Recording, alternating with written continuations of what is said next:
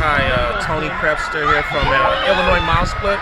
Here with Courtney Clayton from Hononegah, superstar middle distance 4,800. She just finished the 400.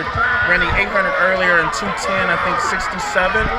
Looks like you shut it down the last 50 meters of the 8. Well, it looked like to me anyway. You were looking over at the clock. Was that? Yeah, I did kind of shut it down the last 100. You know, I told you I wasn't going to go for the record today. It's probably going to be tomorrow that I try that, so I knew that my coach was yelling at me to slow down because, you know, I had a little bit of a gap, I think. So that's what I did. I just slowed it down and cruised to a 2:10, so I was happy with that, and I wanted to save a little bit for the 400. Okay, looking up at the board, the 400, looks like you are in. How about that? Memorex here. Yeah, she's in for the final of the 400. So how does your approach change for tomorrow now that you're in the 400 as well? I don't really know yet. You know, I'm going to talk strategy with my coach a little more tonight.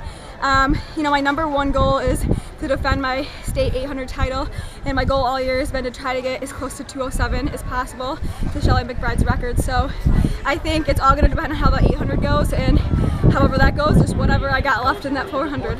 You said you might have to run the 4x4 later. Yeah. Give it your all in that? If I do, I'm going to give it my all. I'm not really sure yet what I'm going to do. Is kind of it's going to be a quick decision with my coaches. So yeah, if I'm in it, then I'm in it for it all.